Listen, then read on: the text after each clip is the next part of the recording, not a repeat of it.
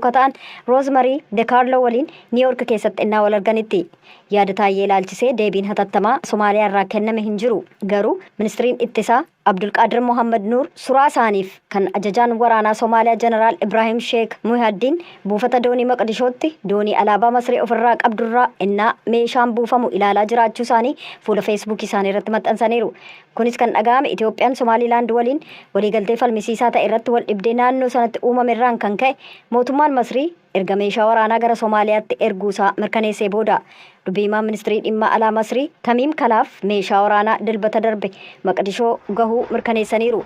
Somaaliyaaf nagaaf tasgabbii shororkeessummaatti duuluu abbaa biyyummaa ishee eeguu tokkummaaf kabajaa naannoo ishee eeguu ka jedhuun deeggarsa waraanaa Masriin ergite Somaaliyaan dandeettii ishee akka ijaarrattuuf tattaaffii isheen gootuu jechuudhaan Kalaaf ibsa isaaniin beeksisaniiru.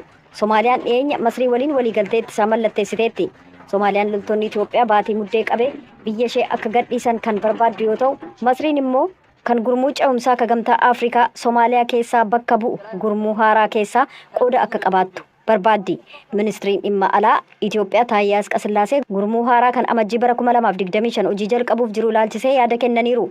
Dhaabbati oduu Itoophiyaa akka gabaasetti Taayyeen gurmuu ce'umsaa sana booda kan murtaa'u murteen kamiyyuu gama hundaan gurmuun kun aangoonsaa guddinni isaa hagam akka ta'eef faayinaansiif qindoomina isaa ofitti kan haammatu. Dalagaatiin jirtu akka gara ammeenyaatti akka deemaatiin jiru yeroo ammaa kana Somaaliidhaan gartee wallageettee akkasuma Eltiriyaa keessatti wallageettee biyya adda addaa deemtee biyya adda addaa keessattis akkasuma Somaalee fi biyya adda addaa waliin wallageettee Itoophiyaa cabsuu feeti. Yeroo ammaa kana Itoophiyaanis bifa dammaqinaatiin kaatee jirti. Kabajamtoota fi jaalatamtoota keenya wanni hedduu kana nuufaatiin jiru mootummaa Itoophiyaa kana yoo wajjin dhaabbannee wartee gartee wajjin hin duullee rakkoo keessaaf nu saaxilaa shororkeessitoonni biyya hedduun biyya keessatti waan argamaniif shororkeessitoonni waan isaan jedhanii waliin ilaallu ta'a.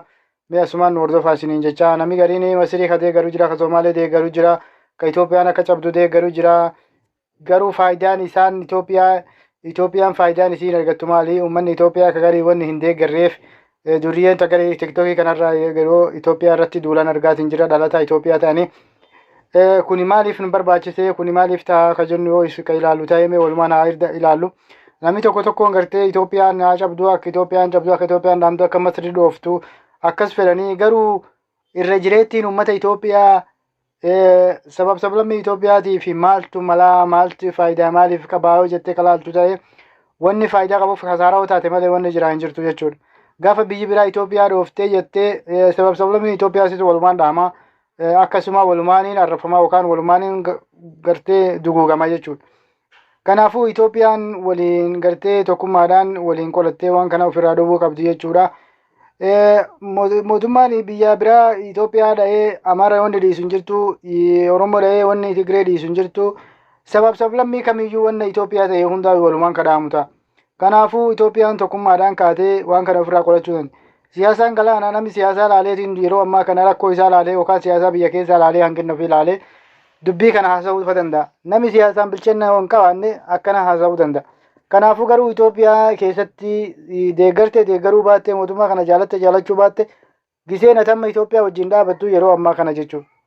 Kanaafuu akka gartee dakatti nuun darbine yookaan akka gartee balee irraa nuun darbine mootummaa kana utumnee qabuun keenya dirqama jechuudha. Yeroo ammaa kana saanaa keessatti sadarkaa tokkoffaa irratti kan mul'atu yeroo ammaa kana wanni maqaan isaa ol baatiin jiru Oromoodha jechuudha. Oromoon Bahaariyaa fi Kaaba Kibbaan tokkummaadhaan waan asirra walitti duultan dhiiftanii waan asirra tiktokii irratti walitti duultanii wal arrabsitan dhiiftanii waan gara mootummaa keenyaatti yookaan gara biyya teenyaatti akka kabajamtuu fi akka biyyi teenya sarbamne akka tokkummaadhaan ofirraa eegan jechaa. Kun asumaaniin dhaamsa kiyya ta'ee gartee wanni takka kaasirraa nama jibbisiisuu iddoo argamaatiin jira.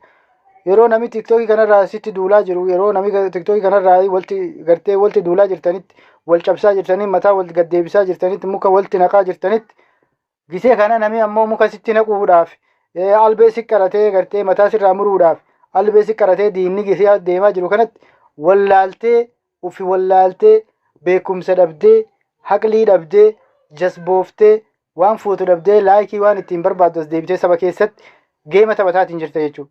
Geemii ati as deebitee saba keessatti taphataatiin jirtu yoo kasaaraa taate malee yoo abaarsa taate malee yoo gartee uummata gartee facaasaa taate malee wanni ati asirraa argattu jechuudha. Wanni takka hin jirtu jechuudha.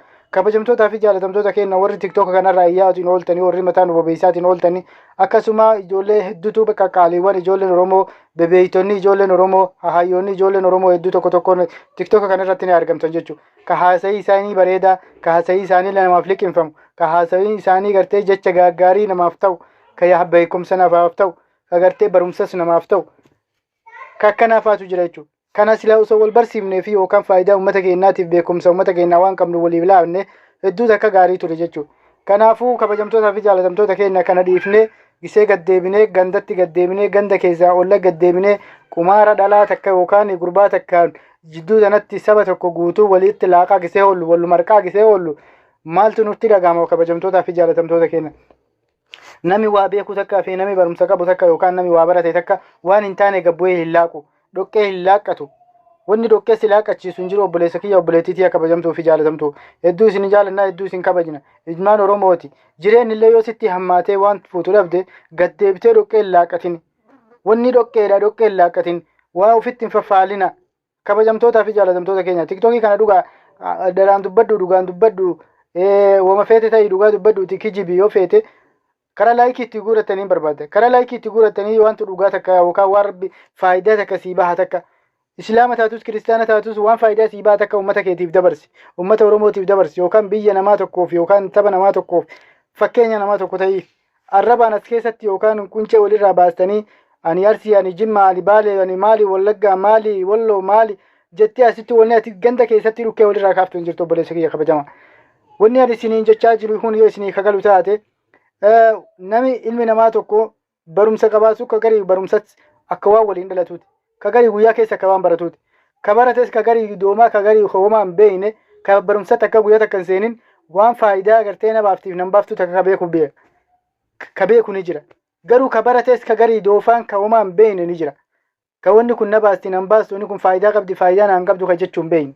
Wanni kun kabarsuma naataati wanni kun maan naan jira sabni kiyya maan naan jira sheekii maan naan jira qeensiin maan naan jira kajee ofirraa waaqaanfatu kabajaa saba kiyyaa kabajaa uummata kiyyaa yookaan kabajaa diinii kiyyaa yookaan kabajaa anaaf ufiif jechuudha.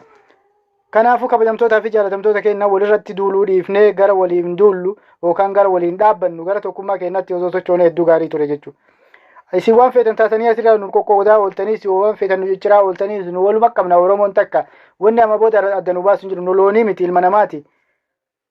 Ilmi namaa waan takka ni beeka biyya afaan biraa hin qabne biyya saba biraa hin qabne biyya afaan Oromoo takka dubbattu ilmaan bareentotaa nu wanni amma booda ciccirtanii adda nu baaftan hin jirtu. Nu tokkummaan keenya tokko beekaas walumaan qabna wallaalas walumaan qabna bareedas hin qabna fokkatas ni qabna. Oromoon kutaan 11 hunda ni qabdi. Waan qabnu waluma qixa qabna.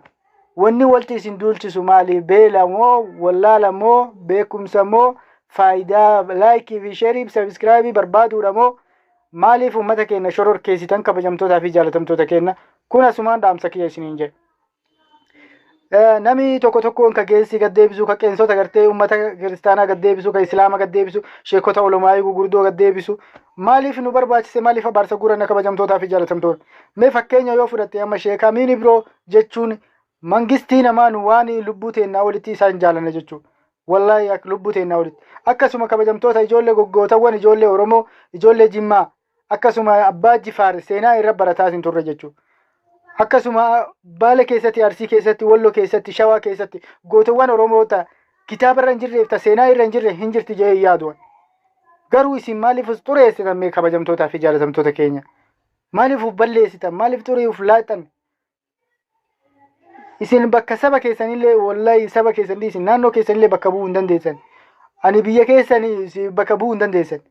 Isin wallaalummaa yoo rabbi isinii qajeelche malee wallaalummaan hedduu isinii taphataatiin jira jechuudha. Kanaafuu kabajamtootaa fi jaalatamtoota keenya afaan yoo isin dabree jiraatee dhiifama naa godhaati. Giseen ammaa gisee uummata keenya yookaan mootummaa keenya wajjin dhaabbannu jecha haasaatu fuudhee naan kutee gara mootummaa keenyatti giseen as deebi'u biyya Itoophiyaa shororkeessitoota keessatti mootummaan kun badaa ta'us hamaa ta'us gaarii ta'us ka Oromootii gisee ammaa kana quba Oromootti qabaatiin jiranii. Kanaafuu tokkummaa keenyaan abbaa feete mukatti cabsinee diina keenya akka ofirraa dhoowwinu kabajamtootaa fi jaalatamtoota keenya tokkummaadhaan isin gaafanna isiniin jecha walti duuluu dhiisaatii gara waliin dullutti nu kakaasaa jennaa nu dhiyaadha.